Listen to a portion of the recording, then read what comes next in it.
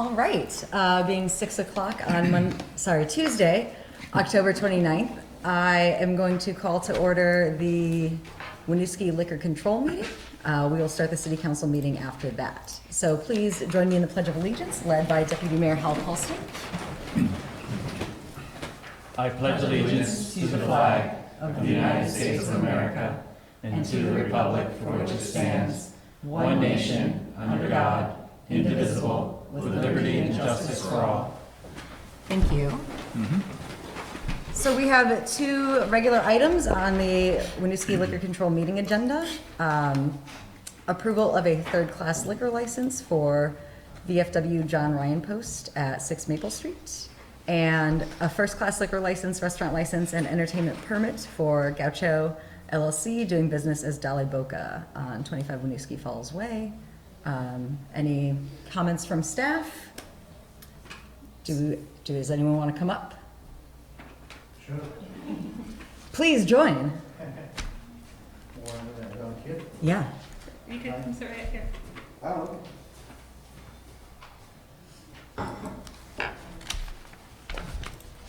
Which entity are you with? VFW or Dolly Boca? oh, Dale Boca. You're here from Dolly Boca. This license is for your, do you want to tell viewers about the new space you have? Yeah, the new space is way nicer and bigger than the other one we had at the street. And this one allows us to get involved more with the Latin community. And we're bringing on board, for the entertainment part, we're doing a Spanglish karaoke. And then there's a group called the 802 Tango. It's a group of folks between, let's say, 45 and 70, and they come in and they teach you how to dance tango and stuff like that. And the same thing with a group of salsa. So that's, kind of how we're trying to get the community involved. This time around, our food had changed a little bit, our menu. We're not just an Argentinian restaurant. Now we're more of an Argentinian infused, but more of a Latin in general. Okay. Yeah. And I'm sorry, what was your name? Javier. Javier. Thank you for coming. Yeah, thank you guys. Any questions from council? Any questions or concerns from the public? Any questions or concerns about VFW permits? Or the public? I have to do these motions separately though. I would entertain a motion for approval of the third-class liquor license for VFW John Ryan Post 1767. So moved. Second. Motion by Mike, second by Amy. All those in favor, please say aye. Aye. Motion carries. I would entertain a motion to approve the first-class liquor license for restaurant license and entertainment permit for Gaucho LLC, doing business as Dolly Boca. So moved. Second. Motion by Mike, second by Hal. All those in favor, please say aye. Aye. Motion carries. It is granted. Thank you for coming in and sharing some of the new stuff that's happening with your restaurant. Thank you. Having nothing else on the liquor control meeting agenda, I would entertain a motion to adjourn. So moved. Second. Motion by Amy, second by Jim. All those in favor, please say aye. Aye. Motion carries. We can adjourn that meeting and call to order the, You actually need to wait until 6:10. Oh. For 6:10. that's right. Okay, so we will be on recess for 6 minutes and we will call to order the city council meeting at 6:10. Thank you, Jesse.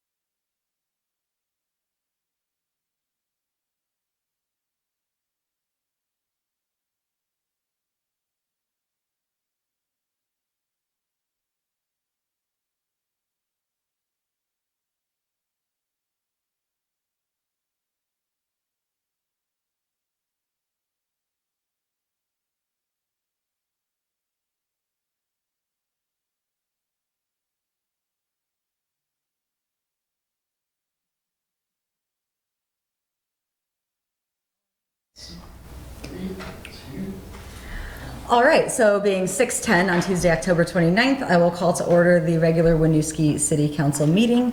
Please join us in the Pledge of Allegiance, led by Deputy Mayor Hal Colston. I pledge allegiance to the flag of the United States of America and to the republic for which it stands, one nation, under God, indivisible, with liberty and justice for all. Thank you. Sure.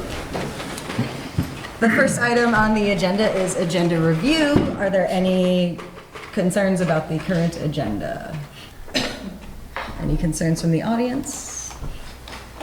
All right, we will move on to public comment. This is a chance for members of the public to make a comment about anything that is not on the agenda. If an item is on the agenda, we ask that you wait until that time to make a comment. Do we have any public comment today? Adam, please come up. If you haven't already signed in, please do so before you leave. I did. And please introduce yourself. Adam Dubroff with the Winooski Hotel Group, and just wanted to follow up from the last meeting and let you know we've been making some progress. Been working with Heather, made an application to the Chittenden County Regional Planning Commission on the Phase 1 application, and go back and forth with Jesse on the benefits hotel will have on Lot 8, and we're looking at it over a 10-year period of time that I think you'll be looking at an executive session tonight, so I appreciate you doing that and look forward to further dialogue. Thank you. Yeah, we will have an executive session on this. Jesse will be able to share with us the new conversations that have taken place and the information you've shared. Great. Thank you. Thank you. Any other public comment tonight? All right, we can move on to our consent agenda then. We have approval of city council minutes from October 7th. We were all present for that, right? Mm-hmm. Okay. Approval of the payroll warrant period 9/22/19 to 10/5/19, 10/6/19 to 10/19/19, and warrant ending 10/25/19 and subsequent to payout warrant September. Approval of planning commission reappointments. So we neglected to reappoint the current members when we appointed new planning commission members last time, so those appointments are included, and ACH proposals for Healthy Dollars. Are there any questions or concerns about the consent agenda? Any questions or concerns from the public? So I would entertain a motion to approve the consent agenda. So moved. Second. Motion by Hal, second by Mike. All those in favor, please say aye. Aye. Motion carries. Thank you. Next up, we have council reports. We've decided to move the order of council and city reports so that Jesse isn't stealing our thunder all the time. At Jesse. Yes. I will start with you, Mike. Thank you. I'm glad we did this because I know she was going to mention the Pumpkin Festival. I wanted to thank all the volunteers that came out and helped out in the Pumpkin Festival. I think there was a total of 1,004 pumpkins, I was told. Oh. It was a phenomenal sight, and not only for our local community, but outside communities came. I saw some people that live in Colchester and Burlington.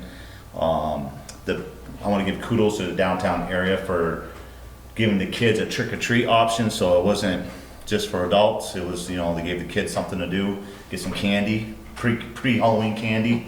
I want to thank the Winooski businesses. That was very nice of them. One more thing is I attended a international night at St. Francis Xavier School. Each class was designated a country, and they did simple projects. They gave like facts, and the best part was they had samples of the food of the country, which was very nice and it was a good success. There was a lot of people. If you were traveling down St. Peter Street or Weaver Street on Thursday night, you could tell that there was something going on. The kids did a real outstanding job on all their projects, and I want to give them kudos too. Thank you. So I will echo what Mike said. I thought that the Pumpkin Festival was phenomenal, and just want to give a shout out to the Parks and Rec team, the city staff, and especially downtown Winooski for all the work that you put into making that possible.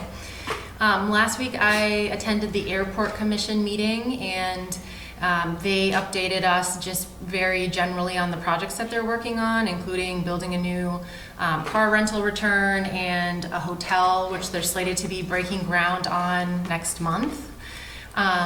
An MOU between us and the city of Burlington and South Burlington was originally on the agenda, but it was tabled until the next meeting. So more to come on that. And then also last week, I attended downtown Winooski's first annual business meeting. And we had a really great turnout from local businesses and entrepreneurs who are interested in starting businesses in Winooski. It was a nice way for folks to provide feedback to us and also a chance to network with other businesses. So it was a great night. Thank you. Yeah. Since our last meeting, we had commission orientation for our new commission members and some returning ones. Jesse and I led together. We got some really good feedback, so I'm excited about that. As someone who once joined a commission with no orientation, I think it was probably useful as a foundation of information. Planning Commission met, continued to discuss adjustments to form-based code. I think they're getting closer to having some idea about what they might recommend to us in the future, but nothing specific yet. I attended the F-35 welcoming ceremony on behalf of the city weekend before last, and was able to talk to some of the leadership at the Air Guard while I was there.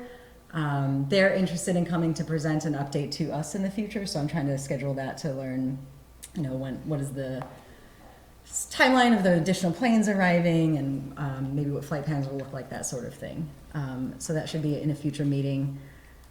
Hosted the Winooski Partnership for Prevention on the World of Winooski episode on Channel 17 this month. If you haven't seen that yet, check it out. Find some interesting information, some little data points about youth and substance use in Winooski. Today I visited the residents at Our Lady of Providence, sort of like the outreach we've been doing at the Housing Authority, and just gave them an update on what's going on and heard their concerns. Nothing particularly new, sidewalk concerns, noise mitigation concerns. They did mention wanting to be kept in the loop when we get to Main Street revitalization, as Weaver Street could be impacted by closures on Main Street. And then I also met with Hal to discuss Equity Council pilot, how we might move that forward. Mm-hmm. With that, I will pass to you for updates. Sure. So yeah, we had a great meeting, the mayor and I, around the Equity Council. I took copious notes, but I have yet to put it into a document, so we'll get there. I'm working on that, so that'll be forthcoming. Next week, the newly formed Safe, Healthy, Connected People Commission will be meeting on November 5th, and I'll be serving as the council liaison. And the next night, November 6th, the Charter Change Commission, which is new, will be having its first meeting, and I'll be serving as the liaison. That's it. Thank you. Sure. So I attended the Housing Commission meeting last night, where the Housing Commission is pivoting from working on the Housing Trust Fund policy documents and documents towards looking at parking requirements as it relates to housing affordability and availability in the city. So they're just beginning that conversation now, kind of switching gears into that work, trying to support the Planning Commission in their bigger look at the form-based codes and incentives around development in the gateways. And I also was able to meet again with our homeschool liaisons around the pilot project ideas for the equity work, following up from our equity dialogue and work as well. So that was another good conversation, and got a little bit more information that might help frame that project if it's piloted. Thank you. So now we have city update. Great. That was very helpful. Thank you. Did we steal your thunder this time? Yes, I'm so glad. Although I do want to pile on your thunder a little bit to just emphasize the thanks to the community, and specifically to Ray and Olivia and the community services team in downtown Winooski for the Festival of Pumpkins. I was out there both nights, and it was just amazing. I also want to underscore our thanks to Sally Tipson. This is the first year that the city and downtown Winooski are leading this effort. In the past, Seasons Greetings and Sally Tipson were really the champions, and we talked a lot about standing on her shoulders, standing on the shoulders of giants as we tried to pull off this event. And we're not really sure how she did it for 18 years, but we're very glad she did, and thank you to her for She did make a public comment that she was Yeah. comfortable passing the torch. Yeah. She thought it was really nice, Good. so thank you for mentioning her. That's awesome. I want to pass the mic to Janet for just a minute to share with you a very cool thing that's happening this weekend and on Monday. Will Senning reached out to Carol back in August and wanted to know if we would partake in a pilot project that they were starting up. And they chose Burlington and Winooski because of our diverse population, being the most in the state.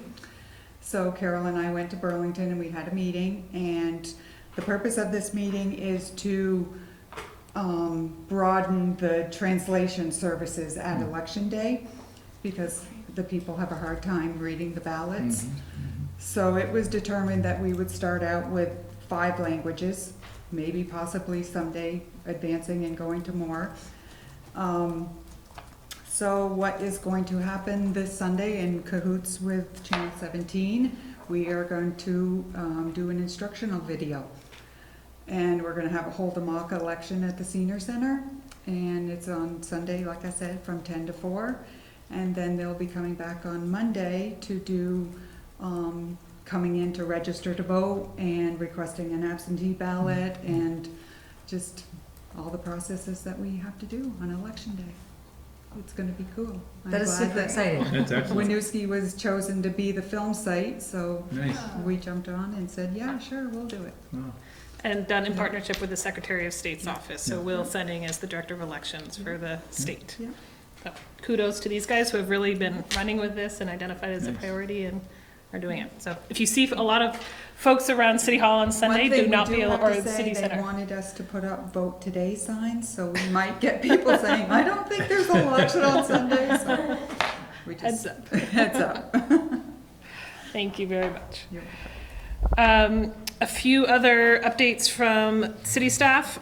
So if you were at Halloween Festival of Pumpkins, you may have seen outside the kids' party on Saturday night, Omnis, thank you, who is the consultants we've hired. You approved their contract at the last meeting to do the Parks and Open Space Master Plan.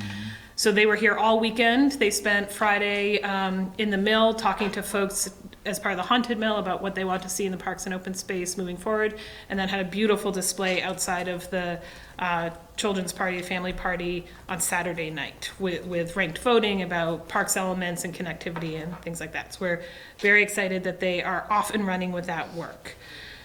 A couple of coming up meetings, you guys mentioned a few.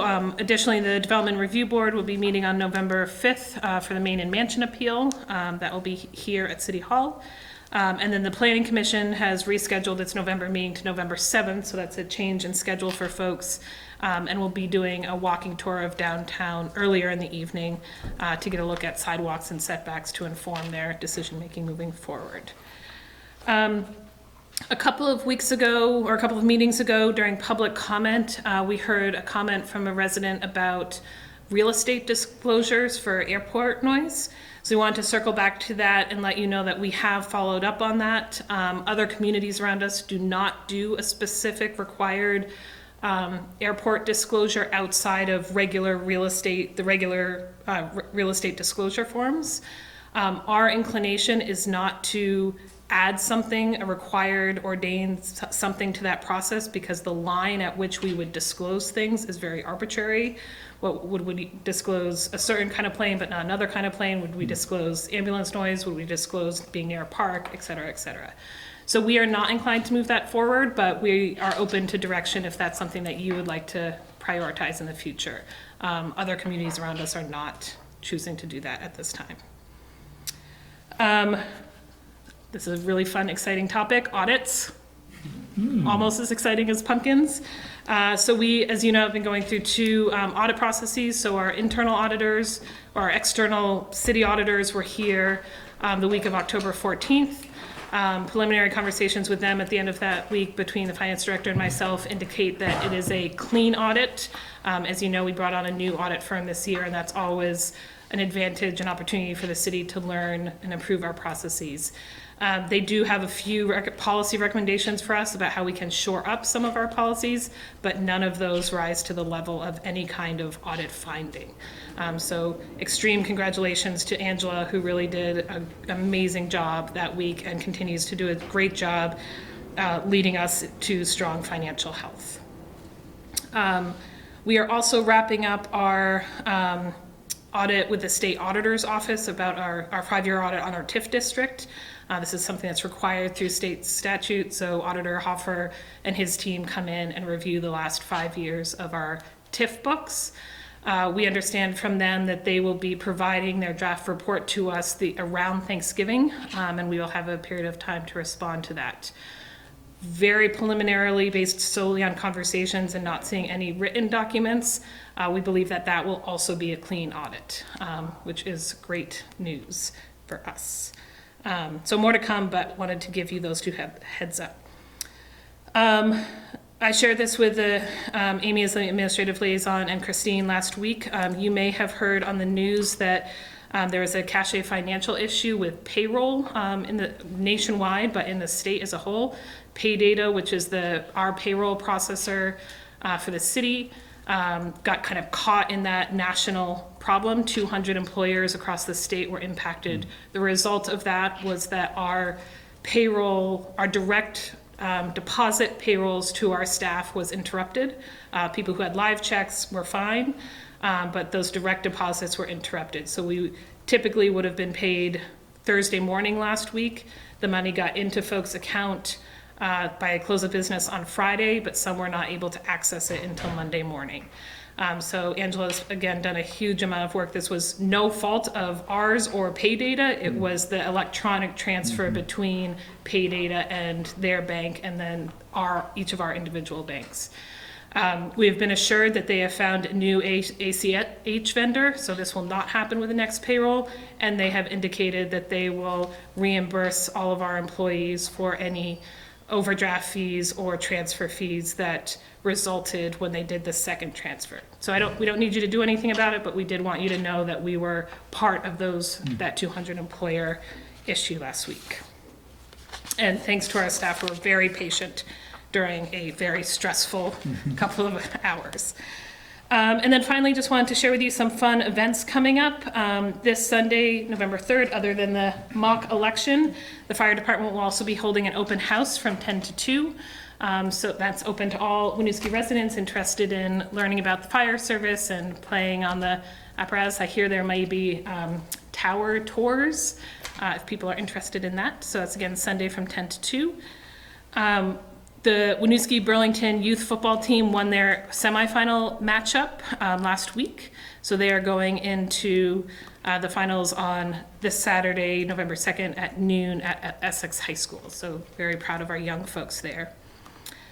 Saturday, November 23rd, so getting close to Thanksgiving from 1 to 4 at Richards Park, we're having a Turkey Bowl flag football tournament. So if you're interested in that, check out the Facebook page. It's going to be a lot of fun. It's free and open to all. And then finally, our winter play group and story time for kiddos 5 and under will be starting up November 15th. So that's Friday mornings from 9 to 10:30 for the play group, and then 10:45 for the story time at the library. So free and open to the public, any caregivers home with little ones over the winter who would like a distraction. And that's what I have. Thank you very much. Thank you. So we can now move to the regular items on our agenda, and our first item is approval of a resolution for the Mayor's Challenge to End Veteran Homelessness.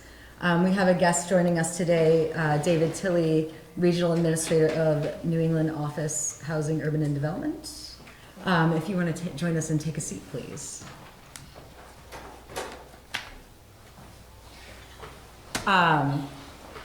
So this is like a challenge that I have signed on to help promote work that is happening to end veteran homelessness nationwide.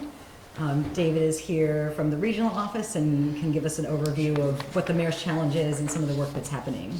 Okay. Thank you, Mayor Lott, and thank you to the entire City Council for the opportunity to speak before you this evening.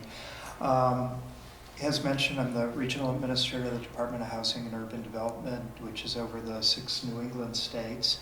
And just wanted to talk to you a little bit about the Mayor's Challenge and where we're at also on veterans homelessness.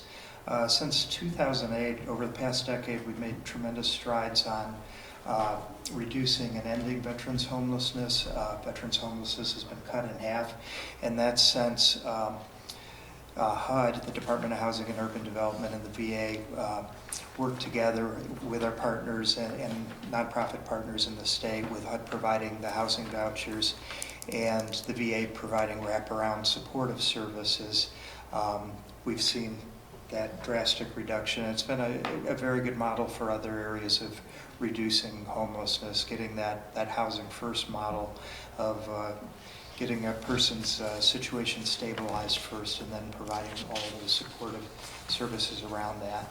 And the Mayor's Challenge was started, it's an interagency initiative that was started in 2014, getting mayors and elected officials, city councilors, governors, county officials on board with really striving to end veterans homelessness. And there's 4 states in the nation so far that have hit a very high standard of effectively ending veterans homelessness, which means that should a veteran become homeless or on the verge of homelessness, they're rapidly into shelter, within 90 days into permanent housing with the supportive services that they need, and not recurring. And I'm proud to say Vermont's made tremendous strides. They're very close to hitting that goal. So is our northern New England neighbors of New Hampshire and Maine on doing that, which is something that you can be very proud of. And from the state's perspective in general, just to update the council too, last year the state of Vermont received a youth homelessness demonstration grant of $2 million, which is a competitive grant that the state can be very proud of, that our partners here have earned on addressing homelessness. And ending veterans homelessness, it's a priority of mine as a regional administrator and also as an Army veteran myself, and I really want to help getting the state of Vermont over that hump on hitting that goal, on being one of the next states to effectively end veterans homelessness. And mayors and city councils can make a tremendous difference in that effort. In some cases it's helping with getting landlords on board. Also getting information out. Many veterans are unaware of the wealth of services that are available to them. So for your viewers tonight too, simply getting the 211 information out. Should a veteran, not only does it include help with homelessness support, but also other areas that someone may have a challenge with, whether it's substance abuse or suicide prevention. Simply calling that number, 211, gets that veteran to the services that they need. And we partnered with the state's legions and VFWs on actually getting that outreach out. Many veterans too, also for the audience to know, if you served in the military, you're considered a veteran in way of this definition. And so getting information out on that can be a tremendous help, and we'd be honored to have you on board. Last week I was with the mayor of Barre, Vermont, who also recently signed up for the Mayor's Challenge to end veterans homelessness, and we have a number of other municipalities coming up shortly. And thank you. And I know Steve Luna had wished that he could be with us here today from the States, and I know that he has a slide presentation available. Thank you. Yeah, so we had Stephen Luna from the state who was going to join us, but unfortunately had a personal matter and couldn't make it. So I will do my best to talk about these slides he shared. Yeah, so this is the annual, I don't know if it's clearly not annual, this happened twice. It's called Yeah, a the point in point in time, time yep. pit count.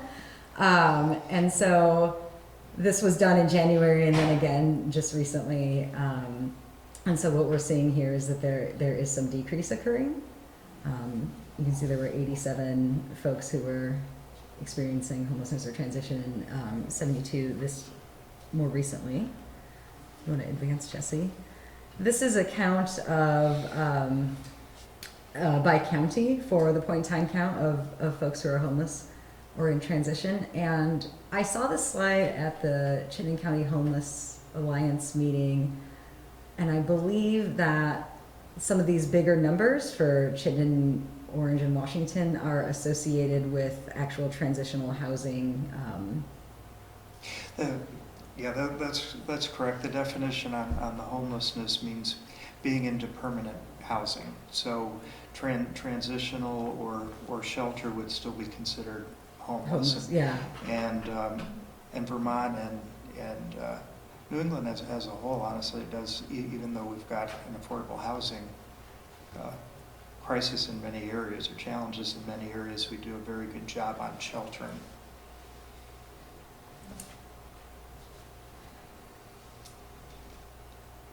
I believe this is showing us a downward trend over time. I don't recall the data behind this slide, but that is sort of one of the messages that Stephen shared, is there has been a slow and steady downward trend. Here are some things that have been achieved statewide for supporting veterans with homeless veterans. And then on the next slide, we have some challenges. Stephen did make a statement to me that he wanted to highlight that the level of engagement and collaboration in the community is a real bright point in Vermont, and with Winooski as well, working with our public safety and city, working with regional agencies who are supporting homeless and transitional veterans and non-veteran folks in that community. That from the city down to case managers working with individual veterans in Chittenden County, all the work is having a positive effect. Data is starting to show a reduction in homeless numbers. There are still a high percentage of veterans in Chittenden County that are unsheltered, but they are working on ways to better address and get them into emergency shelters, temporary shelter, or housed with friends and relatives, while we search for permanent housing in a very tight rental market. I wanted to share that statement because I think from my perspective, for us as a city, this is another piece of why housing is such a critical issue.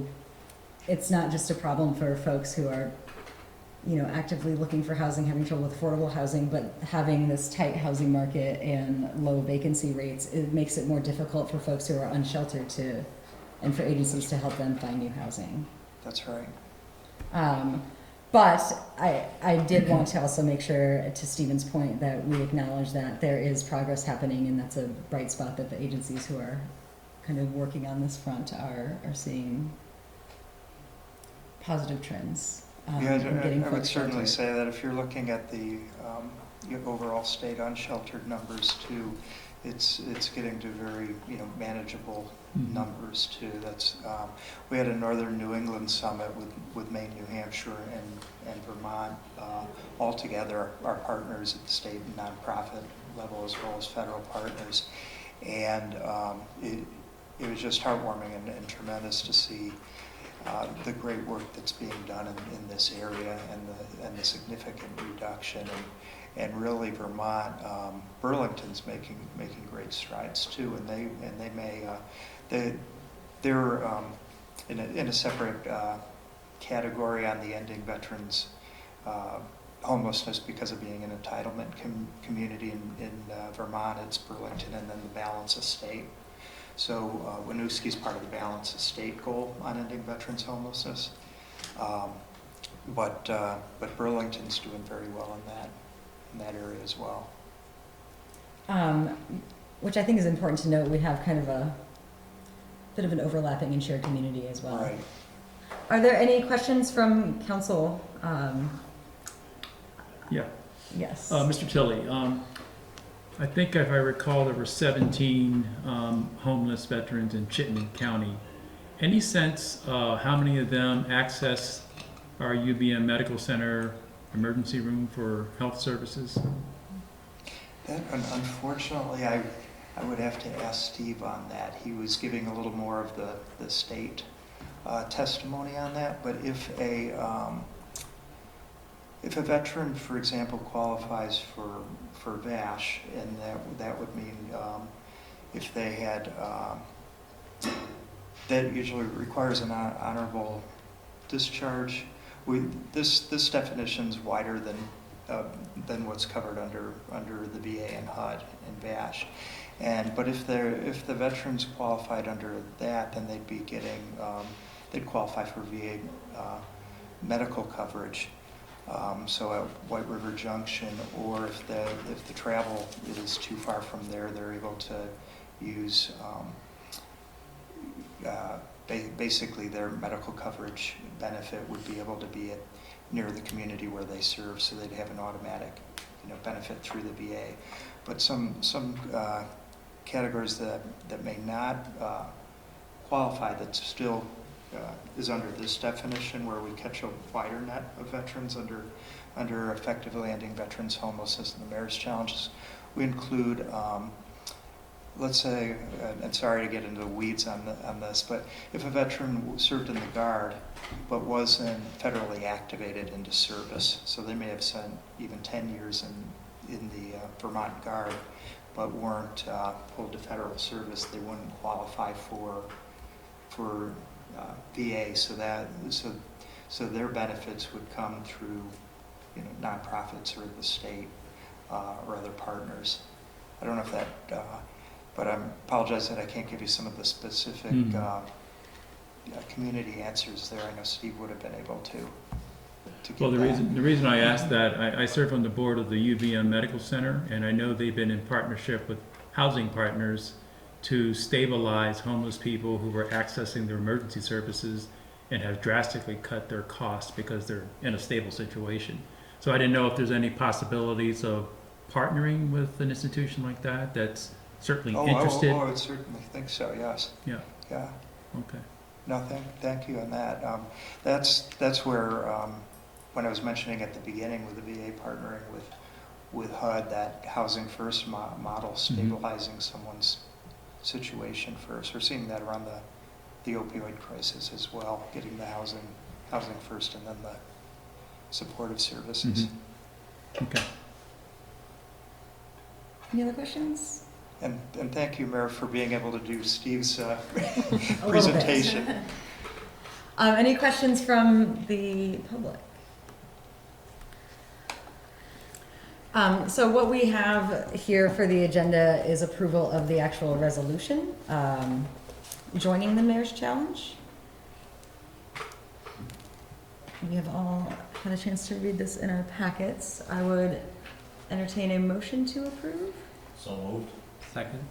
Motion by Mike, second by Jim. All those in favor, please say aye. Aye. Motion carries. We would like to get a photo so that we can do a press release as part of the Mayor's Challenge effort is to bring awareness to the programs available. I will call a 2-minute recess to make that happen. We will reconvene at 6:45. And could I ask a staff member to volunteer to? Jesse can, thank you.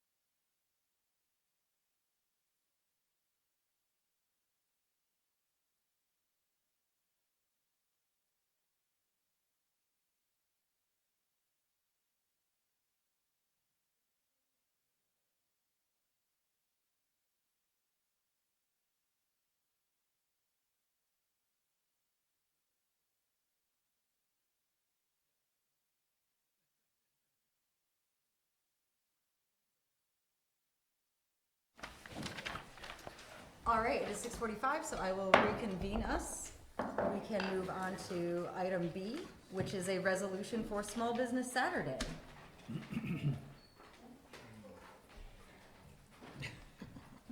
So Heather is joining us, and Meredith, our executive director from downtown. Did you want to? I do not want to read the whole thing. No. Oh, we will sign it and send it to him. Did you? Sorry. Okay. I didn't know if we asked it or not. We did, we voted. Hello. Yes. So I come with a second resolution. City of Winooski has been invited to participate once again this year in demonstrating our commitment to our small business community by establishing November 30th, 2019 as Small Business Saturday. This is part of a national effort undertaken by American Express as the sponsoring organization of this. But it draws national attention to the important role that small businesses play in boosting our economy, creating jobs, and maintaining our neighborhood character. And every year, what I have done is bring the resolution, and then I pass the torch right over to downtown Winooski, and they take everything from there. So this is Meredith Bay-Tyak. I believe that you've met her before, but she is the executive director of downtown Winooski. And can you give us just a glimpse of what we'll be doing this year? Yeah, so this year we'll be following the recommendations of the organization or the company that runs this event, American Express. They provide a lot of promotional materials, and we'll be providing those to the businesses that want to participate, and then we'll be helping them by cross-promoting and activating any specials that they have on that day. It's a great way across the nation, and especially in Winooski where we have so many great small businesses, to remind people that shopping local is a great way to kind of just support your community at a time when a lot of people are spending money for the holidays, especially the day before, which we're not going to mention. And and so we want to not only encourage people to shop small on that day, but every day. Thank you. Yeah, I know we have made this resolution, participated in Small Business Saturday for many years. Yes. We have many small businesses in Winooski, Yes. so it's exciting to help promote them. Yes. Any questions from council? Questions from the audience? All right, so I would entertain a motion to approve the resolution for Small Business Saturday. You said it's November 3rd? November 30th. 30th, of course. Yeah, I would entertain a motion to approve the resolution. So moved. Second. Motion by Amy, second by Jim. All those in favor, please say aye. Aye. Motion carries. Thank you. So be Thank it. you so much. Thank you. Our next item on the agenda is approval of a request to correct manifest errors in the grand list. So I'm going to invite up our city assessor, Ted Nelson. So I'm not sure most of you have met Ted before, so I invited him to come in and join us today. Winooski contracts out assessing services, so Ted runs his own company, Vermont Appraisal Company, and provides our assessing services for us. So he will walk you through the state statute that allows us to make small adjustments to the grand list after April 1st.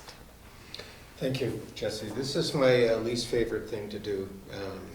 It's a close second to go to someone's house who really thinks they're overtaxed and doesn't want to see me there. But we've tried hard. We appreciate the relationship we've had with the city since the reappraisal and with Jim Trapez, and since he retired to succeed him on a contract basis, as Jesse said. And we've tried our best to make sure that we didn't have to sit here in front of you and ask for you to correct the grand list. From my understanding, after the grand list is lodged with the city clerk, we don't have the authority to correct it unless you give us that approval. And you have approval until the end of the calendar year. And then we go into the next grand list. So there were two items. The first, I'm going to take them in reverse order because the second one that is in your sheet is the first and most conspicuous example of an error. And it's all on me, personally or professionally. But one of your property owners in the city purchased a piece of property made every effort to get the building demolished before April 1st. Had a contract with a demolition company, had discontinued the utilities, and from me talking to the fire chief with him and the property owner, I thought that he had passed the test to say that the building did not contribute any value to the property. And it has since, shortly in early April, it was taken down. That was on me to have made that error, and I asked for your approval to take that off the grand list. And that is the property on Malletts Bay Avenue. And you have a copy of the sheet. It's called Franklin South LLC, and we would be, according to the resolution, if it's approved, we would be reducing the value by just under $100,000, which was the building value that was actually had no value. But it was, he evicted the tenant, raised the building shortly after April 1st. So again, in reverse order, the first item came about this summer, that, and it's more, if you will, a housekeeping item. It would have been nice to catch this in the normal operation of putting together your grand list for 2019. We did not, and so we would like to remove that. It really came to light through the combination of things that happened this summer, again, after the grievance period and after the grand list was lodged, and it was the combination of the audit and the liquidation of the ownership of the city of any rights to the land lease under Skinner Place. So we would like to ask for you to approve this resolution to remove that from the grand list as well. And if I could just make two small comments. One, Ted is being way over hard on himself. The whole reason this process is in place is to correct the human error that arises when you're valuing $600 million of grand lists. So of course there are going to be changes that need to be made after a very prescribed time definitive process. And therefore you have the right under statute to make fine-tuned changes as they arise beyond the end of the fiscal year. Two, these are both very minor changes in the overall scheme of things to our grand list and won't have any negative tax impact from when we bring in our property tax revenues. So they're important to update for the grand list going into next year, but they're not a financial burden for the city at all. Thank you. And thanks for coming in, and You're welcome. I appreciate your ownership of these errors that Jesse has indicated are not quite as significant. Not significant. Are there any questions or concerns from council? And Jesse, thank you for preemptively sharing with us the financial impacts here. Any questions or concerns from the public? So I would entertain a motion to approve the request to correct manifest errors in the grand list. So moved. Second.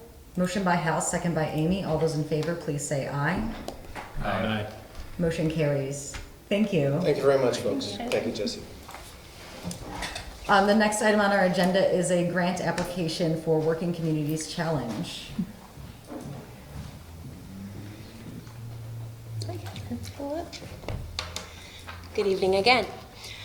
So I come seeking council approval to submit a letter of interest to the Vermont Working Communities Challenge Planning Grant. This is a new opportunity for us in Vermont.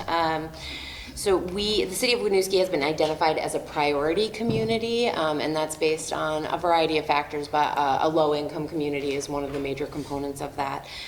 This grant program is offered by the Boston Fed Working Communities Challenge Grant, and there are only 9 priority communities in the state. We're the only one in Chittenden County, so it gives us a really good opportunity to go and get funds. It's a 2-phase grant. The first phase is you submit a letter of interest to get a planning grant, which is done over a course of 4 to 5 months. You get $10,000 to $15,000 to do the planning for what your actual application will be for the implementation phase of the grant. And the implementation phase can include up to $300,000 over a 3-year period to implement systemic change to benefit low-income communities. So in looking at this, I think we have a real opportunity to move forward some of the equity work that we've been doing. As you know, we have a very small pot of money to use toward equity work right now. And this offers us a really wide open opportunity to do things like hire staff. It has all kinds of operational applications that you can actually use this funding for, which is infrequent with grants.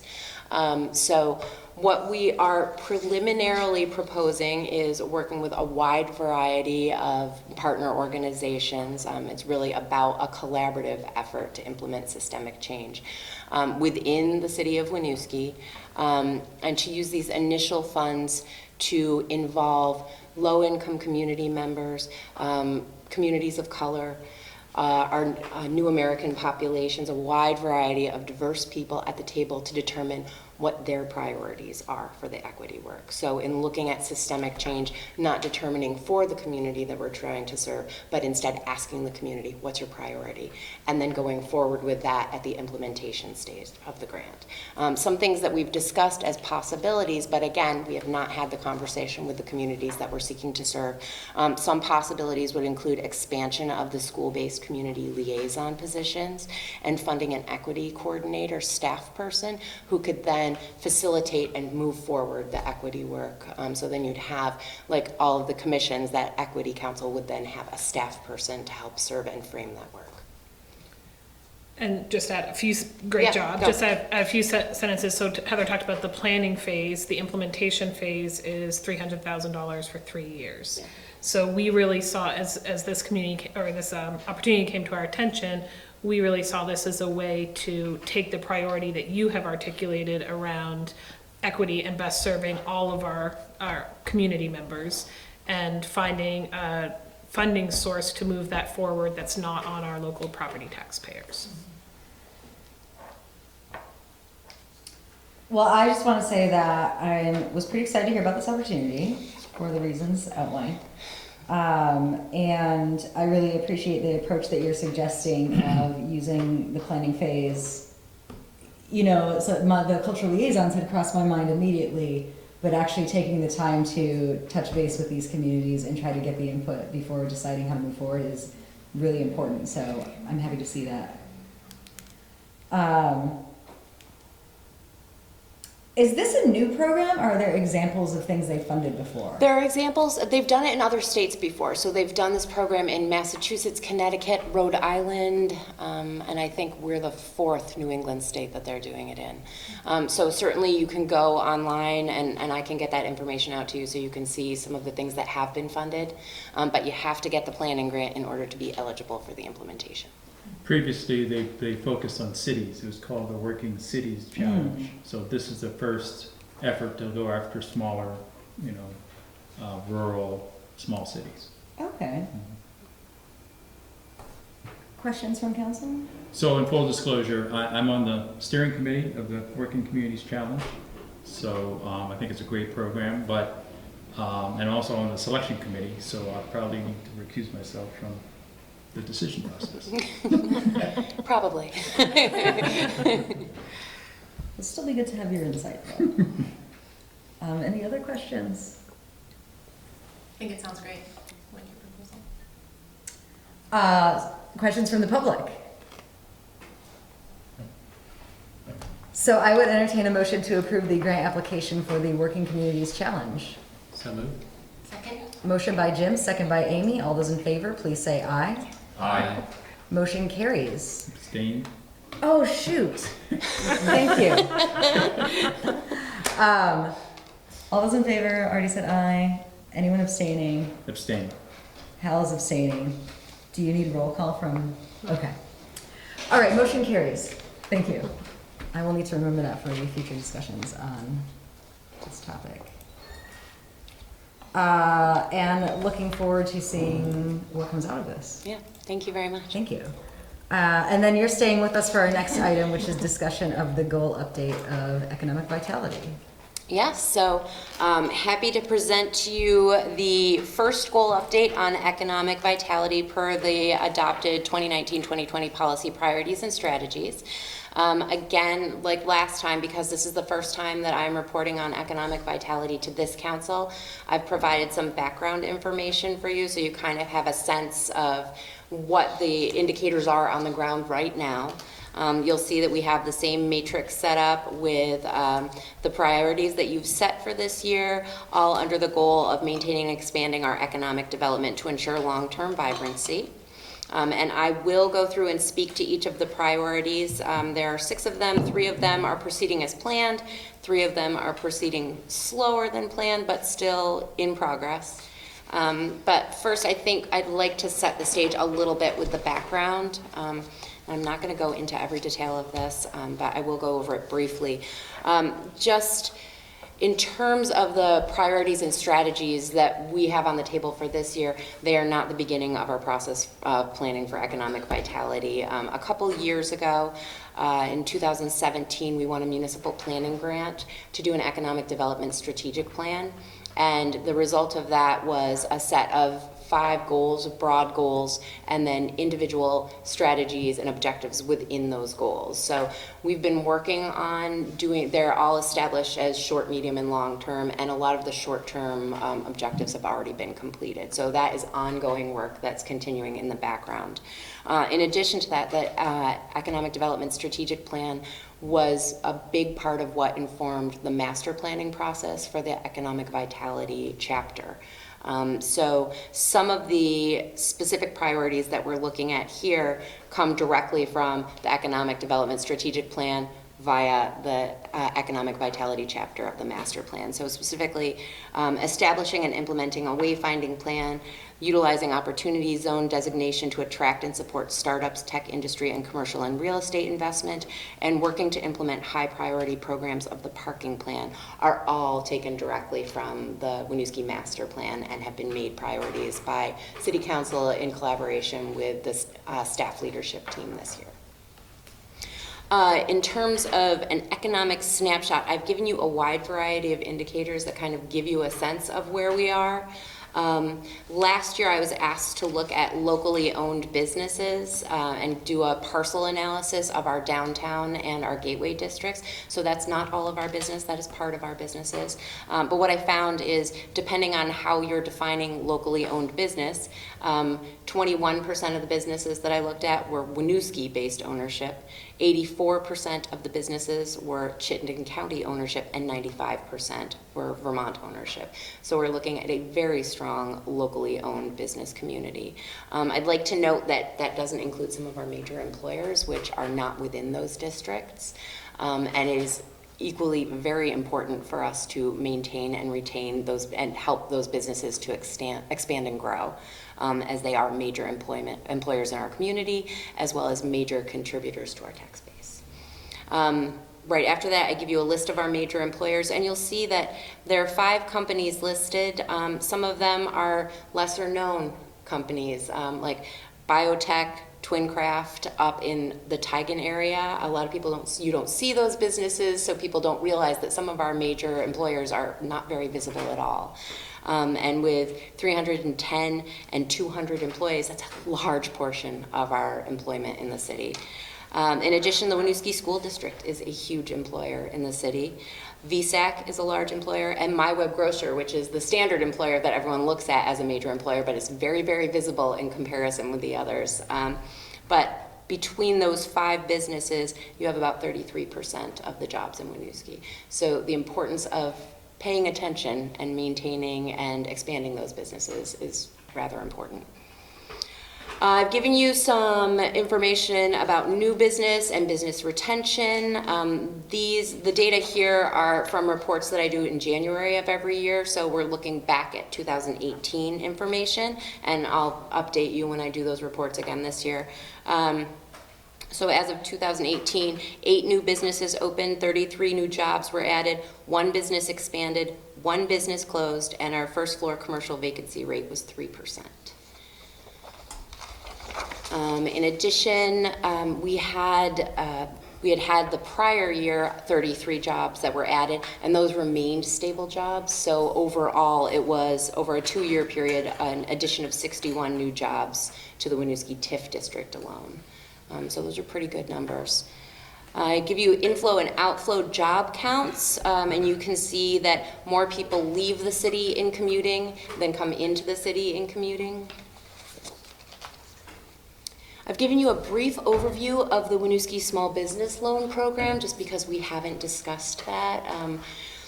The Winooski Small Business Program is made up of $250,000 that are held at Opportunities Credit Union. It was established in 2016. And the focus of the Winooski program is really on high-risk loans. So we're looking at being a safety net for people who don't have access to traditional forms of credit. So if they are rejected for a business loan through Opportunities Credit Union, they then become eligible to be considered for a Winooski small business loan. So these are higher risk loans. To date, we've had 3 applications and we have given 2 loans. And it's a great resource for people to give them a chance to start a business in the city. So it's something that is recommended pretty regularly when I am speaking with people trying to start new businesses. Not everybody is eligible, but when they are, this can be a real resource for them. The maximum loan amount for this program is $75,000. The minimum is $5,000, and the repayment can be for a maximum of 7 years. So, and this has all kinds of applications. We don't put a lot of restrictions on what you can use the loan funds for. So it's a good program for people who meet those criteria. I gave you a little list of what Winooski does to support business, because this is stuff that isn't very visible, and I wouldn't read this to you, but I will read this to the community who is watching so they're aware of what services are available. You can come to City of Winooski staff for assistance with applying for the Winooski Small Business Loan Program. We connect business owners with leasing agents, developers, and property owners who have commercial space for rent, or even a potential business owner looking at what those options are. I would be happy to connect you. Assisting businesses through the city permitting process, navigating the state requirements for a new business, making referrals to partner programs who provide help with creating business plans or provide business mentors. We share business training opportunities with our business community. We don't give them ourselves, but we have a lot of partners who do, and so there are ongoing available resources. We assist in connecting the existing local business network with the Winooski Downtown Organization for promotions. We help to tie businesses in with big events in the city, for example, the Festival of Pumpkins. We communicate city initiatives which may impact businesses. So as part of the Main Street project, one of the things that I did was went door to door to every business on Main Street to try to talk with them about what was coming and how that might impact them and what they can expect in the future as far as us assisting with some of their major concerns and also hearing back from them what their major concerns are. And P.S. it's parking.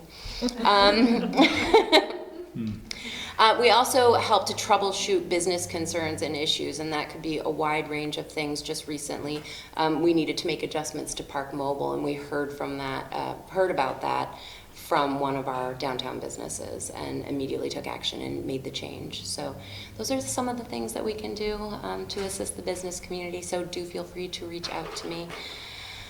Another little piece of information I gave you was just the Winooski median household income in 2017 and how that has trended since 2010. So in 2017, and this is latest census data, so that's why it's 2017. So between 2010 and 2017, our median household income increased about 4%. During that same period of time, our Winooski median home value increased about 4%. That is a very modest increase in comparison with Chittenden County, Vermont, and Burlington. So we still are looking, despite an increase, it's nowhere near the 12% increase in household income in Chittenden County, 12% for Vermont, or 20% for Burlington. And our home value increase at 4% compares with a 10% increase in Chittenden County, a 6% increase in Burlington, and we remain well below the rates in both of those. So that's the background data. Any questions on that? Go ahead, Jim. What's a typical first floor commercial vacancy rate? Like, is 3% normal? It's good. That's, it's not a lot of vacancy. Yeah, it's very It's good. pretty typical for like a city that's got its commercial space leased up. It's a low vacancy rate. It's a very low vacancy rate. Yeah. Other questions? Okay, so for your update on priority economic vitality efforts, your first priority was to implement a wayfinding plan, and we were awarded a municipal planning grant in the amount of $22,000 for the purpose of hiring a consultant to do a wayfinding plan for the city. We hired Landworks, and we have been working with them since April of this year. We've met with the consultant team a couple of times. We've had a stakeholder meeting, had some of the businesses attend the stakeholder meeting. I will say that our emphasis on this wayfinding plan is particularly on the parking garage and parking issues, because we have hidden the parking garage particularly well, and a lot of people have expressed not knowing that it's there or not knowing how to orient themselves once they're in the parking garage. So really to help make that more of a resource for our parking community. So we have just received some preliminary graphic designs, and the staff team will be meeting tomorrow to kind of give feedback and give them directions to maybe not pursue any further, and directions we'd like them to look at a little bit further. So that continues on schedule, and we are on schedule to complete this by March of 2020, which is when I will be applying again for downtown transportation funds for implementation. We do have an award of $10,000 in implementation fund grants from the Downtown Transportation Fund that will not begin to cover the wayfinding signage that we'll need. So I'll apply again, and I think we will have some discussions as part of the 2021 budget. The next priority is to strengthen parking operations, and there were two pieces to this. One was to develop a parking operations manual to include free parking policies for events. As you probably know, we do not have a dedicated person who runs parking for the city. We have a parking team, and that's made up of Jesse, John Rauscher, John Audie, Angela Aldieri, Eric Borwald, and myself. So that team, meets and considers parking issues and changes that we need to make. So we have started discussing the parking operations manual. It's going to be a long process to do this, and we're going to start with reviewing other communities' policies and start not reinventing the wheel on that. So we are discussing it. It is a slow process, but more to come. The second piece of that was to improve communications of parking options, and our new parking app, Park Mobile, is a piece of that, and we certainly promoted that widely, and it involves the ability for people who've approved notifications on their phones. They get a push notification informing them when they come into Winooski that Park Mobile is available, so that helps them to be aware of some of their options. We have also kept our previous app, Way to Park, so people are not forced to move to Park Mobile if they don't want to, if they prefer Way to Park. We've just added another option for them. But I think the place that communications has really improved has been the communication outreach about municipal infrastructure projects as they impact parking. I've heard some feedback from people on Hickok Street in particular saying, it was so great to have people leave flyers on my door and stop by and let us know that this is coming, and while it's inconvenient, it's much better to be able to make a plan in advance. So there's really been a lot more communication about that, and not just along the traditional social media outreach and press release lines. So I think that's been pretty effective. Our next priority is to implement the Legacy campaign, and for those who don't know, the Legacy campaign is the result of a successful marketing and branding initiative in fall of 2018, and it came out with a revised city seal and a special 100-year logo with our upcoming Legacy campaign to celebrate 100 years of the city of Winooski in 2022. So the Legacy campaign is based on kind of a StoryCorps approach to telling the stories of Winooski, including events and traditions, the people and the places of Winooski.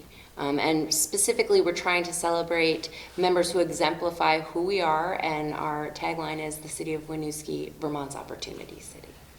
So in putting this together, I have to say that this sits firmly on my plate and has not been progressing as quickly as it could be progressing. But what we're doing now is working to articulate a vision for the community and a clear framework of what we are asking our advisory team to do.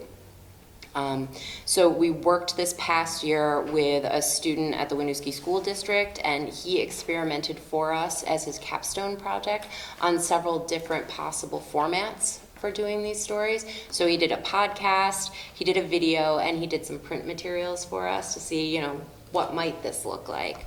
And it was a really fantastic project, and we were really impressed with his work. I've initiated outreach to potential advisory committee members, but before convening that group of people, I feel like it's very important for us to have a very, very clear ask of what their role is. So still being formulated. For FY20, we've budgeted funds to produce videos in support of the Legacy campaign. And, you know, these are in no way set in stone, but some of the things that we've been thinking are potentially things like Vermont's Business Opportunity City, Vermont's Education Opportunity City, and Vermont's Employment Opportunity City. So more to come on that. Our next priority is to execute a development agreement with a hotel developer. So city staff continues to work with the Winooski Hotel Group, as you heard earlier tonight, on the potential for a development project in Winooski. Winooski Hotel Group's interest has recently shifted from Lot D. We had done a bunch of work on Lot 7D, but now they're looking at Lot 8. So with this shift, staff released an RFP for sale and redevelopment of the city-owned property at 17 Abenaki Way, Lot 7D, on July 22nd, 2019. So this site also offers the opportunity for locating a hotel. City Council will be updated on both of these initiatives in executive session later, so you'll hear more about that. Next priority is to utilize Opportunity Zone designation. So we were designated, our entire city was designated as an Opportunity Zone in March of 2018 as part of the Tax Cuts and Jobs Act of 2017. So this is aimed at increasing investment in low-income areas, and the program basically offers tiered tax incentives for capital gains invested in opportunity zones, which increase the longer the investments are held in the eligible communities, up to a maximum incentive of 10 years. So over the last year and a half, when this program was first started, you know, we were thrilled to be designated citywide. We're one of only a few cities that are, or towns that are citywide. But we didn't have guidance from the IRS on exactly how this would work. So there was a long period of time where we were really waiting for that guidance to come, and we participated in a wide variety of state meetings and webinars, and I went to an International Economic Development Council webinar on how these worked. So we've been educating ourselves, and then as more information comes out, we educate ourselves again. Most recently, we participated in an Opportunity Zone workshop, which was hosted by the Vermont Agency of Commerce and Community Development, and that was in partnership with the Vermont Community Foundation. And we developed an Opportunity Zone investment guide for the city, and we're asked to present that as at the second workshop that was done as part of this series. And so Jesse was kind enough to go and present that, and we got feedback on that. Some really positive things, some areas for improvement. So we'll make changes to that, and then it will be posted on the economic development page of our city website. So with that being said, we've been asked to take advantage of the Opportunity Zone status, and we have certainly met with developers and potential investors and businesses, and we've done some matchmaking between people who were looking for an investor, looking for a project. But with all of that being said, the program doesn't require any municipal reporting.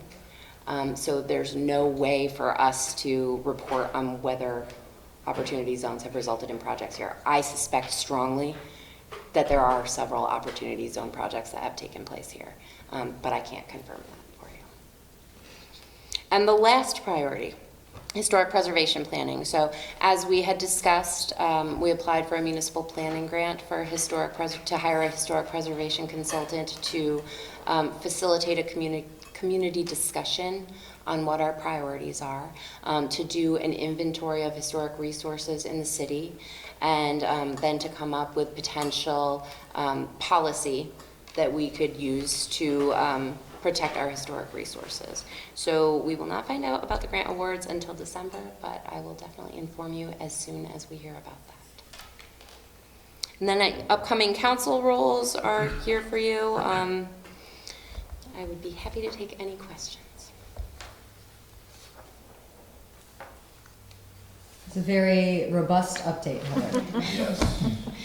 Trying not to make it too robust, but trying to keep you, give you the background information that you need. Well, I think it's a good entry point for viewers or people who are actually, following the city council information if you're not familiar yet. The next one will not be this robust or this long. I'll actually connect with you later. Perhaps there should be an economic vitality liaison update going out based around this. So I'll talk to you later about that. Excellent. There's a lot of information. Other questions? I did want to, just kind of circling back to what Jim asked about, I think seeing only a 3% first floor commercial vacancy rate in the downtown is a surprising and important number to call out, given that the vacant units are so visible. And so I think there's a perception that... Well, and keep in mind that those became vacant after the reporting in January. So that had, as I noted in here, that has changed since, but it's still not a high vacancy rate overall in our city. They are very, very visible. Yes. And I think overall, reading through this, it seems pretty positive. I think economic development is not one of the most visible things that we work on, so having this information is really helpful. Any questions from the public?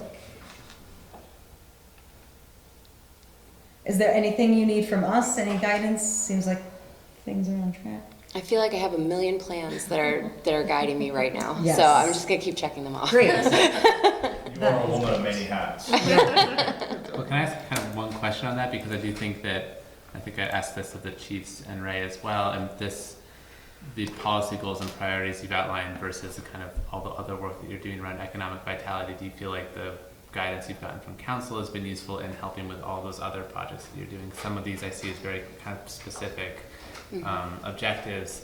Do you think, and this is just kind of a question, do you think that this matrix at the top of the document is working well for reflecting on all those other background and priorities that you're working on outside of that? I think it reflects the priorities that we as a team have established together. It doesn't reflect all of the world of work that is being done, but I don't think we would ever want to have a matrix like that, because I feel like council meetings would last a very, very long time if any of our departments had that. So certainly there are ongoing operations that continue, but I think these are reflective of the priorities So right now. from a policy perspective, you feel like you've gotten the guidance that you need? Yeah, absolutely, absolutely. Okay, thanks. And that surfaces a fair point that these priorities that we like to touch base on are not the only thing happening. There's a lot of other work that city staff are completing. That... Regular operations kind of stuff, yeah. Shall we move on then to our next item? Thank you. on this? Thank Thank you. you, Heather. Thank you. Thank you, Heather. This is another item for discussion, the VLCT legislative update. So I'd like to invite Karen Horn to direct us, to join us. Karen is the Director of Public Policy and Advocacy for the Vermont League of Cities and Towns. The League provides the majority of advocacy work on behalf of communities to the legislature. So Karen's here to talk to you about the priorities for the next session, as well as some specific, I think, self-governance discussions. Right. So thank you very much for having me. I direct the advocacy efforts at the League of Cities and Towns along with Gwen Zakov, who's not here tonight. We spend a lot of time in the House Government Operations Committee. Hello. Hi. So I thought I'd just hand out to you our priorities, which are from, they were adopted in 2017 for the new biennium. And then I know that that Jesse gave you the handout that we had at our annual meeting, but that's a little bit more of an explanation on the specific issue of self-governance. So I was hoping that maybe I could talk to you a little bit about that.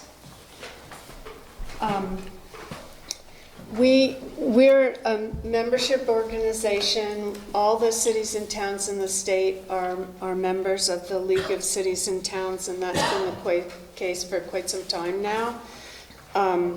We adopt a municipal policy at the beginning of the biennium that guides our efforts throughout the biennium. We end up looking at probably close to 300 pieces of legislation during the course of a biennium, because anything that affects a local government is something that we'll be asked to weigh in on eventually. So in that context, we've found that it's very important to sort of prioritize where we'd like to place the efforts of the association, and that's directed by both the priority statement and the board of directors. And Jesse's on the our board of directors now. So during the session, the board will spend a fair bit of time every meeting discussing legislative priorities. Our top priority in the last couple of years has been trying to get legislation around the issue of self-governance. And one of the reasons that we actually follow 300 or so bills during a legislative session is that we're a Dillon's Rules state. And have you all heard this presentation before about Dillon's Rule? No? Okay. So in a Dillon's Rules state, a city or town can only perform those functions that the legislature specifically allows them to perform. In a state that has home rule, a city or town can do what it finds is appropriate for its municipality unless the legislature says, no, you can't do this. So there's a whole spectrum across the country from very strong home rule states where essentially only some taxing authority is retained at the legislative level, all the way to Vermont, where municipalities really can't do anything unless the legislature specifically gives them authority. So there's authority granted in the general statute, and then there's authority granted through the charter change, and you're starting with the Charter Change Commission here. You can develop priorities, put your ballot items before the voters, have the voters of Winooski approve those changes for the city, and then you have to take them to the legislature, and the legislature can approve them, it can deny them, it can amend them, it can essentially do whatever it wants with the Winooski City Charter. So we've really been trying to find a way that would change that conversation a bit and provide more of a balance in the discussion between what the city of Winooski might want and its voters might want for governance authority and what the legislature might think is appropriate for your city. This past year, we actually got a bill through the Senate that set up a self-governance commission. And the self-governance commission, it's a model from West Virginia. The self-governance commission would take recommendations from up to 10 municipalities about areas in which they'd like to exercise self-governance authority, and you would have a conversation back and forth. And the Self-Governance Commission would approve your recommendations. They'd still, the way it's written right now, go through the legislature, but the whole conversation would be moved out of the legislature, so the thinking is there wouldn't be exactly the same kind of power struggle that there might be if the legislators themselves are having to give up authority. So that bill did pass. I was pretty ecstatic because I've been doing this job for 33 years and we've never gotten anything out of a committee before. So we were pretty psyched about that. The bill did, as it came from the Senate to the House, it's in your committee right now, come with a whole list of restrictions that were added on the floor of the Senate, which we don't think are particularly helpful. And we'd like to have that conversation next year with the committee. So S-106 is one opportunity to have a conversation. We have a few towns around the state that are looking at adopting a charter change provision, if you look at the top of page 3 there, that if there's been a charter provision approved for any municipality in the state, that the next municipality that wants to adopt that same kind of provision could do so without going back and seeking permission from the legislature. And this is something that we've discussed amongst our membership and amongst the board at our annual meeting last month. And I think that there are towns that are going to go ahead with this proposal. There are towns that are maybe a little bit more cautious about whether that would be a good direction to go in. So that's another option. And then the third, sorry to go backwards, but I'm following Ted's lead here.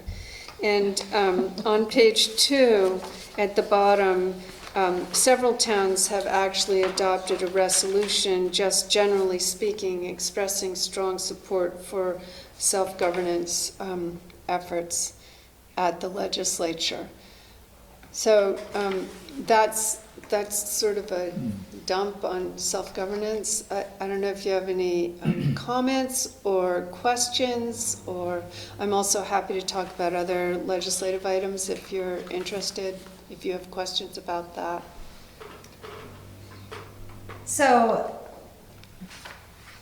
the charter amendment that you mentioned on page 3 is clear to me. What that is saying is that if somebody puts forth a charter change, and the state approves it for one municipality, they've essentially approved it for the rest. If those municipalities' voters also then approve it, right? If the town puts it forward and the voters approve it, yes. The Self-Governance Commission is less clear to me. You know, it says that this does not affect the current process for proposing charter changes. So what additional self-governance is received through this commission? So in Vermont, actually, there are only about 40 towns that have governance charters, and the balance of towns don't. The idea here is that whether or not you have a governance charter, that you would be able to come to this commission and have a conversation about what kinds of things would work in your community.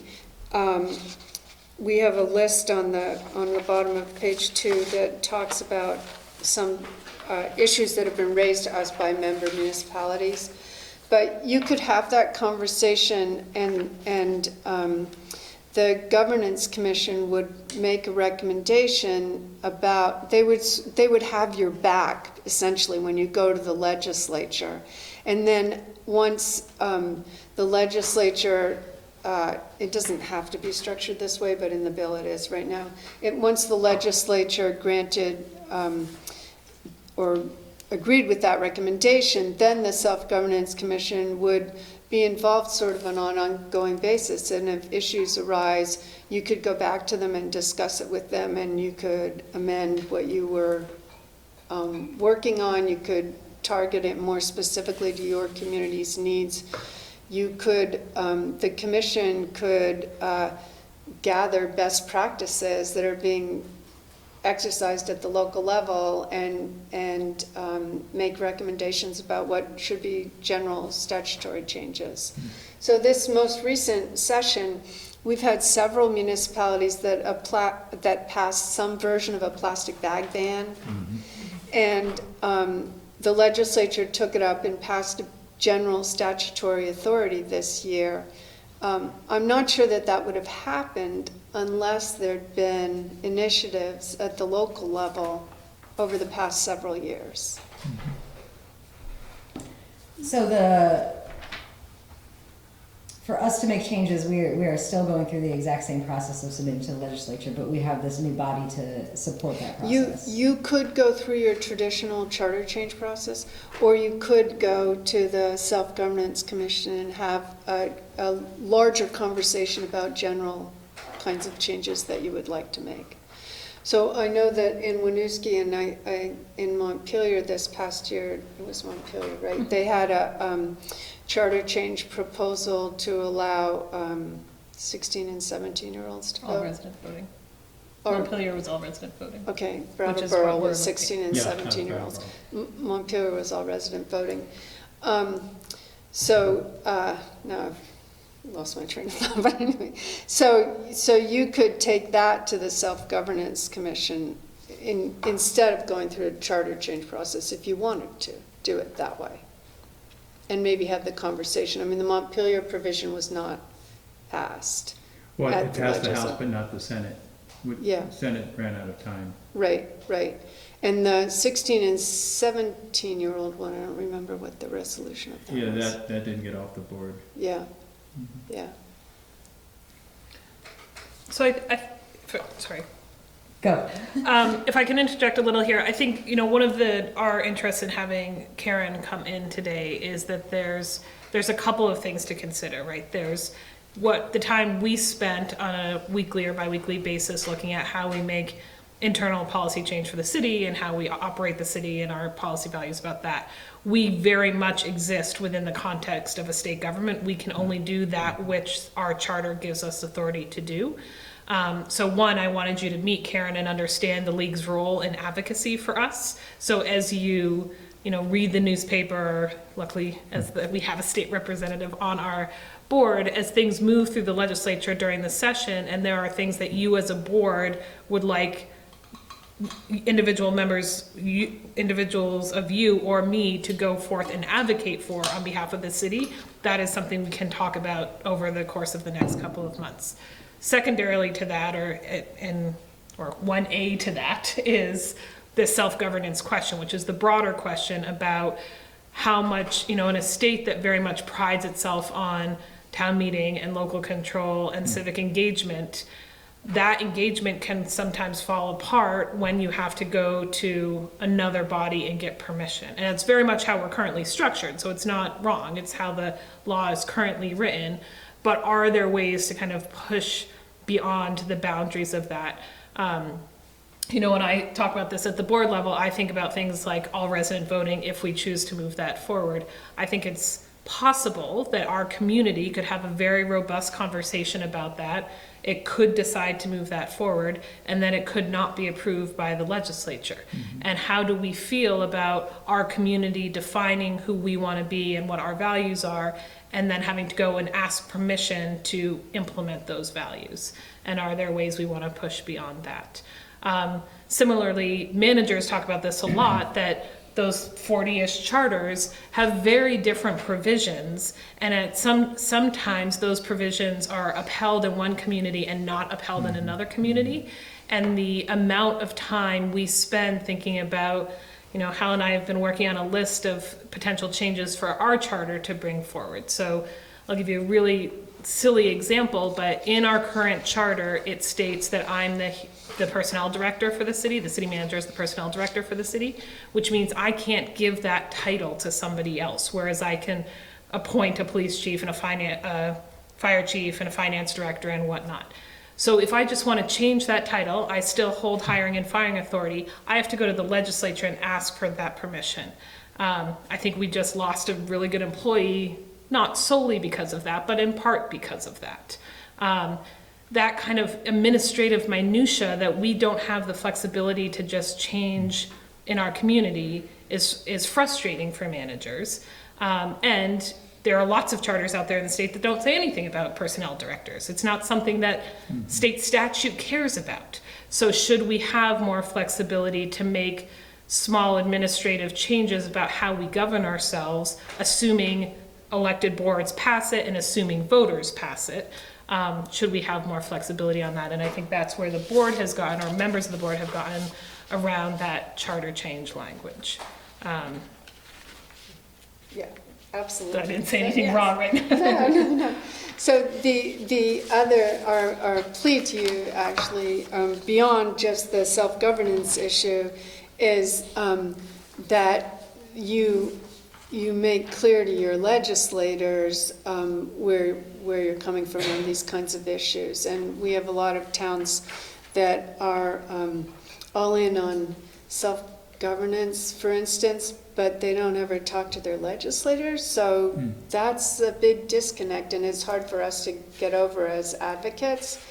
The other thing is, of course, when you go to the legislature as city council members, you're going to get a much more attentive hearing than we are, who are up there every single day. So I just put that up there. Any other questions? You ready for the revolution?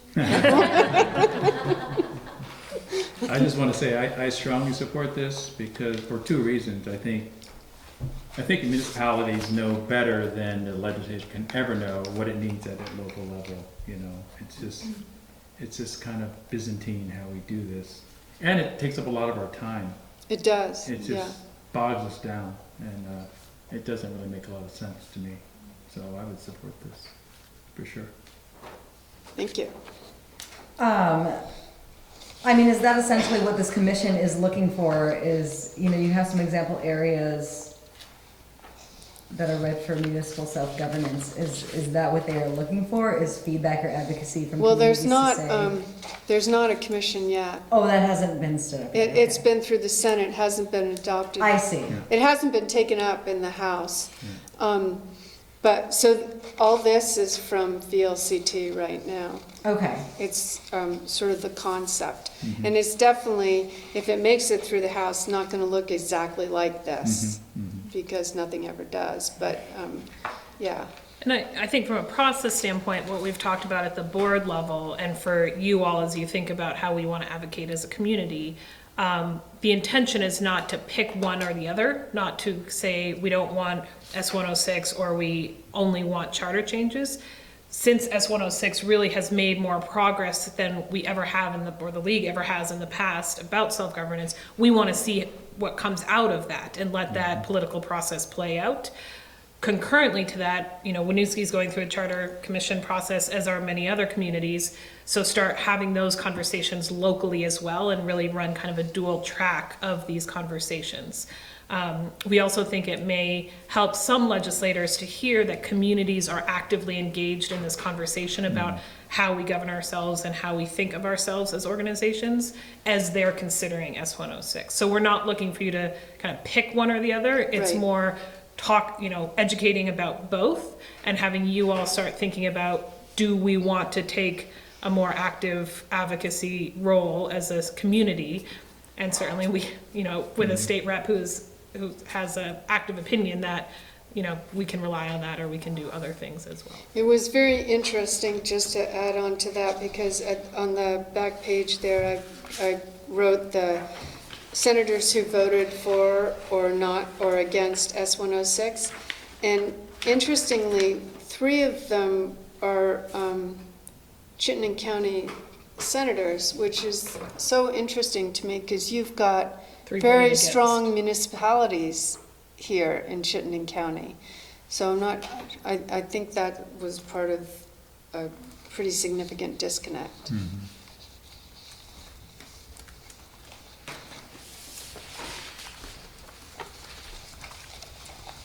I mean, I definitely see this as something that should be taken up in our charter change commission, that we're having these conversations already. The idea of one municipality being able to get something through and then another one comes around and cannot. Like the same kind of change is. They had just one example this year. Bennington wanted to be able to declare a select board seat vacant if somebody didn't come to 30% of the meetings or something like that. And that is in other charters in other towns, but the legislature decided not to provide that authority to Bennington, which was, it's just kind of curious, you know. A little backstory to that. Yeah. Not privy to share, But the other thing is that if you ever have any issues that you want to talk to us about in the legislature, or send us an email or give us a call, my contact information and Gwen's are in the back there. We're also very involved in the discussion around retail marijuana, around public safety, and particularly emergency medical technicians, and the fact that we actually have ambulances services around the state that are shutting down for lack of volunteers. And so there's some significant issues out there. We've been very involved in the water quality discussion as long as that's been going on as well. So, thank you. Thank you. Thank you. Any questions from the public? I do have No, a couple okay. more copies of this if people are interested.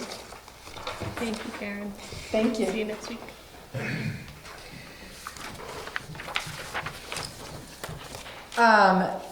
So that is the final item on our regular agenda. We have 2 items on the agenda for executive session.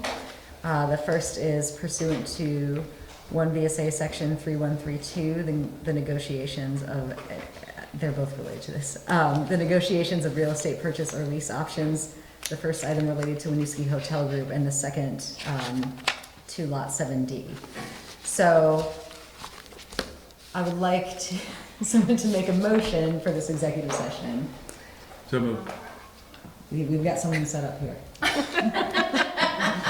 I move to find that premature general public knowledge regarding ongoing negotiations of the real estate purchase or lease options relating to the Winooski Hotel Group and the redevelopment of Lot 7 would clearly place the city at a substantial disadvantage because the city risks disclosing its negotiation strategy if these discussions are held in public. So I'm going to take that motion. Hal second. All those in favor, please say aye.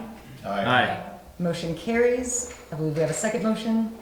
I move that we enter into an executive session to discuss negotiations of real estate purchase or lease options with the Winooski Hotel Group and the redevelopment of Lot 7D under the provisions of Title I, Section 313A1A of the Vermont statutes, and invite into executive session the city manager, finance director, community and economic development officer, public works director, and planning and zoning manager.